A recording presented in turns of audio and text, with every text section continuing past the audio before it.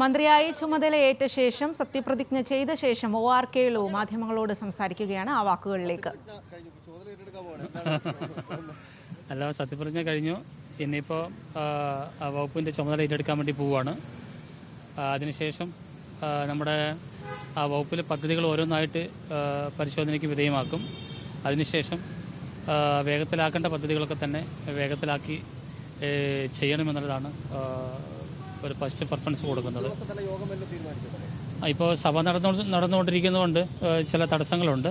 അപ്പോൾ സഭ കഴിഞ്ഞതിന് ശേഷം എല്ലാ ഡിപ്പാർട്ട്മെൻറ്റ് ഉദ്യോഗസ്ഥന്മാരെയും നമ്മുടെ വകുപ്പ് തല ഉപദേശക സമിതി അങ്ങനെയുള്ള കാര്യങ്ങളൊക്കെ തന്നെ വേഗം തന്നെ വിളിച്ചു ചേർത്ത് അവരുടെ അഭിപ്രായങ്ങളും നിർദ്ദേശങ്ങളൊക്കെ കേട്ടിട്ട് നമ്മുടെ വകുപ്പിൻ്റെ പ്രവർത്തനം ത്വരിതപ്പെടുത്തും.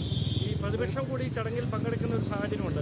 എങ്ങനെയാണ് നോക്കിക്കാണുന്നത്? അല്ല, പ്രതിപക്ഷം വളരെ സന്തോഷകരമായി പങ്കെടുത്ത വളരെ സന്തോഷകരമായിട്ടുള്ള ഒരു കാര്യം തന്നെയാണ്. നമ്മളിപ്പോൾ നിയമസഭയിൽ ഭരണപക്ഷം പ്രതിപക്ഷം ഉണ്ടെങ്കിലും ഇങ്ങനെയുള്ള കാര്യങ്ങൾക്ക് നമ്മൾ അങ്ങനെ ഒരു വേർതിരിവ് കാണിക്കേണ്ട കാര്യമില്ല.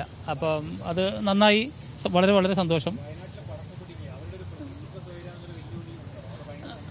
തീർച്ചയായിട്ടും വയനാട്ടിൽ വലിയൊരു പ്രതിസന്ധി ഉണ്ടല്ലോ. ഒരു സെൻസിറ്റീവായിട്ടുള്ള ഇഷ്യൂസൊക്കെ ഉള്ളത് കൊണ്ട് തന്നെ വയനാട്ടിൽ നിന്നൊരു മന്ത്രി ഉണ്ടാകുമ്പോൾ വലിയ പ്രതീക്ഷയാണ് അവർക്കുള്ളത്. അപ്പോൾ ആ പ്രതീക്ഷയ്ക്ക് അനുസരിച്ച് വരാൻ വേണ്ടി ശ്രമിക്കും.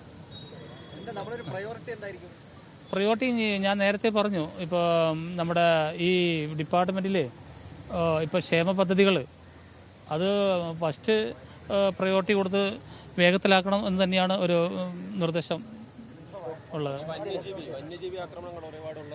അതെ, വന്യജീവി ഇന്നും അവിടെ കടുവ ആക്രമണം ഉണ്ടായി.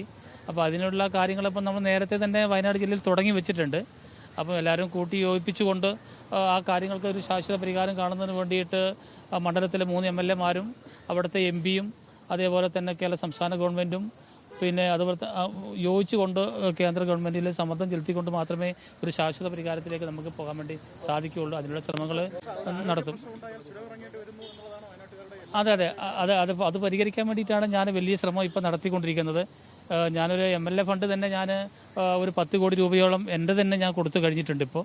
അപ്പോൾ അത് വളരെ വേഗം തന്നെ ത്വരിതപ്പെടുത്താനുള്ള ഒരു നടപടിയിലേക്ക് ഞാൻ അതിവേഗം പോയിക്കൊണ്ടിരിക്കുകയാണ്. MBBS-നുള്ള അഡ്മിഷൻ വളരെ വേഗം തന്നെ കൊടുക്കണം. എല്ലാ ആധുനിക സജ്ജീകരണങ്ങളും വയനാട്ടിൽ തന്നെ ക്രമീകരിക്കാനുള്ള ഒരു നടപടിയിലേക്കാണ് പോകുന്നത്. അതിൻ്റെ ഭാഗമായിട്ടുള്ള കാത്ത് ലാബിൻ്റെ പ്രവർത്തനം നമ്മൾ പൂർണ്ണമായി സജ്ജമാക്കി അതിൻ്റെ ട്രയൽ റൺ കഴിഞ്ഞു.